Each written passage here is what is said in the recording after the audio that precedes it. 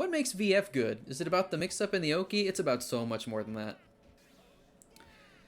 Um, Probably the quickest way that I can describe it, and fair warning, it might not necessarily be that quick, is Virtua Fighter is explicitly designed to make you play your opponent.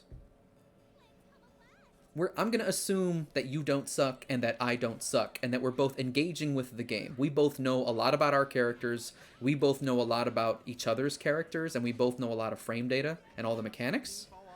When that situation happens in Virtua Fighter, the game doesn't get easy, it gets harder. The game continuously, over and over and over, says, well, you should do this, but your opponent could counter it with that. And if your opponent counters it with that, then you should do this. But then your opponent could easily counter that by just holding guard or evading. So there is no option that beats everything in Virtua Fighter. As long as you're in like the -9 to +9 range, both of you are completely wide open and can make almost any choice that you want.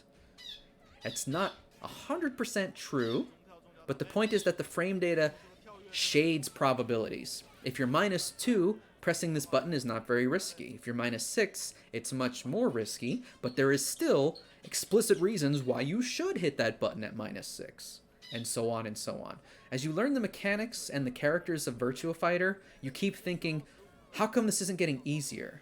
And the reason is because the game is designed to not be. The game will force you to guess and rock, paper, scissors with your opponent over and over and over and over again. And so the beauty of Virtua Fighter is that you are never not playing it.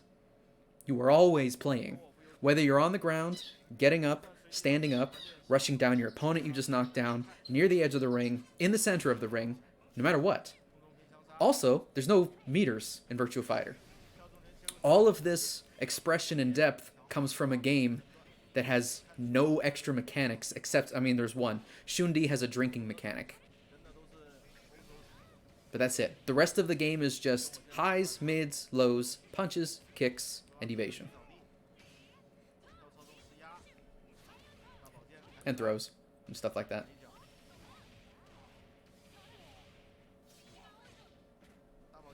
So, like, yeah. VF, like, if maybe you played Killer Instinct on Xbox or Microsoft PC. If you played Killer Instinct, you probably thought of the combo system and be like, oh, even though I'm getting comboed, I can input a combo breaker. So there's this thing where, you know, even if you're getting hit, you're still playing. There's no point in Killer Instinct where you're not playing it. And that's why it's a smart and pretty elegant design thing. Combos and combo breakers, you know, combos, because they're not combos. And so that's a very cool and interesting thing that Killer Instinct has going for it, and I hope we get another Killer Instinct soon, someday, by the way.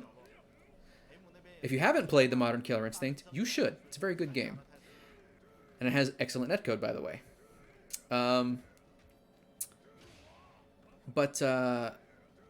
Like, Virtua Fighter did that years ago. It's just a case where, similar to KOF, you have to engage with the game and the mechanics. You have to learn how to play it. And once you've learned how to play it, if you keep playing it, you continue appreciating it, and you continue getting deeper and deeper and deeper into it.